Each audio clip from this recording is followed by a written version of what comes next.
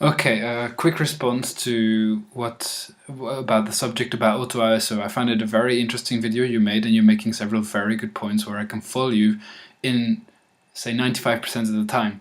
But there is one aspect where I actually don't agree, but I'm very interesting to open the discussion. I couldn't put it as a comment in the YouTube film because in 500 words or 500 letters I just couldn't explain myself. There is one aspect in my photography where I can really use the auto ISO, and it's very handy, and that's when I'm doing street photography. I was walking around London a couple of weeks ago, and it was very handy to have the auto ISO. I shoot manually or in aperture priority, and it is absolutely essential in my eyes to have the auto ISO. What I do for the street photography is I shoot at f8 because then I have enough depth of field to be sure that my subject is in focus and that there is enough around the subject in focus. So I don't have a weird bokeh, or I don't have a f1.8 and a depth of field which is like 10 centimeters, which is not helpful for me. So what I do is street photography, 35mm f1.8 D7000 is absolutely amazing.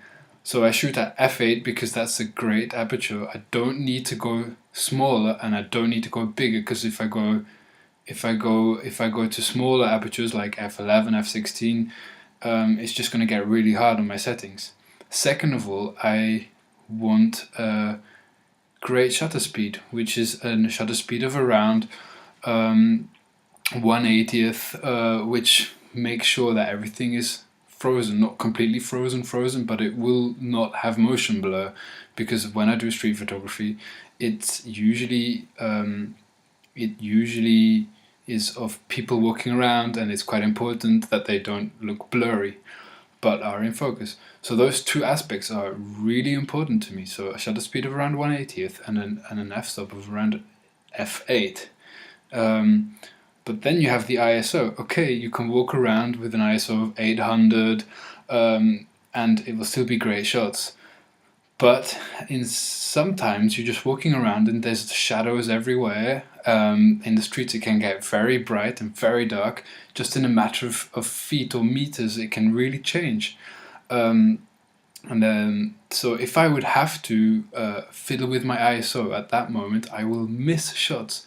There was one shot, and I'll post a link with this response, where the guy was actually just standing in the sunlight, and if I would have had to adapt my ISO, okay, it was taken at ISO 250, so it's not that important, but I mean, I can imagine a lot of other situations which I probably have encountered where the ISO will have been bumped up to 1250 or 3200, and it wouldn't have been a problem, and I would have got my shot. Street photography, you have to be really quick. Sometimes I'm too slow, and if I would have to worry about my ISO on top of that, I would miss half the shots that I've already taken as a street photographer. I mean, as an amateur street photographer, just having fun with this camera in the streets.